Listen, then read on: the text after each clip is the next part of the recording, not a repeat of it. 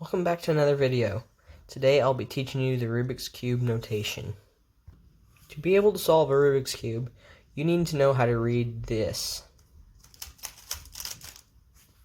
Let's start out with the two most basic moves, R and U.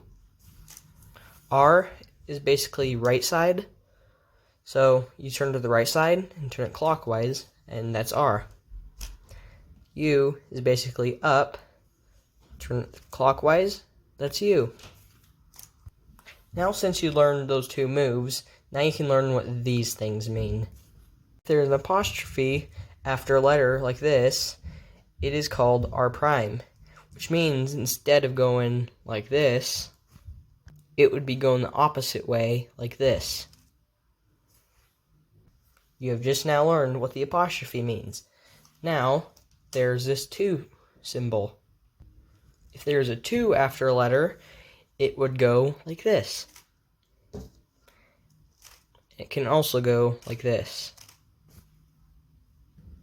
If there is a decapitalized letter, it would just be a wide version of that move.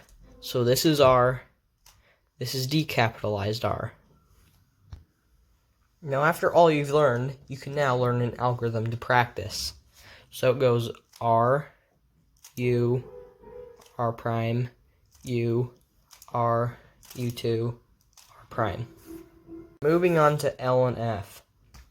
L stands for the left side, so you go to the left side, turn clockwise, and there you go, left.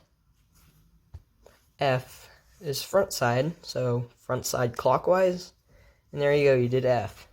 The algorithm containing these two letters is L, U, F, U prime, L, U, L prime, F, L prime. The last two outer layer moves, we have D and B. D is down, so down, clockwise, and D.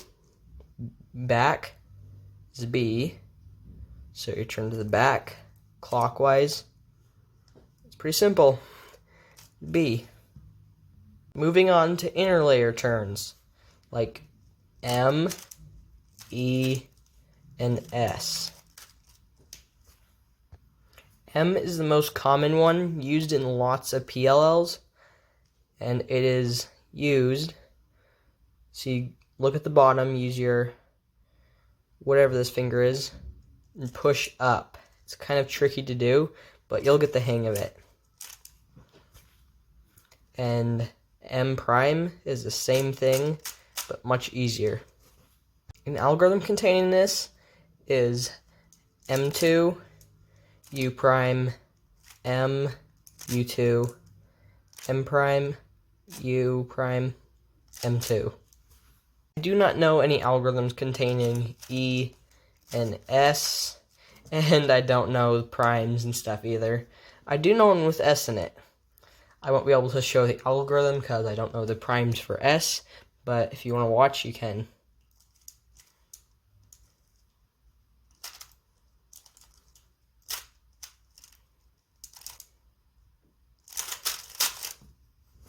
Now it's time for cube rotations like X, Y, and Z.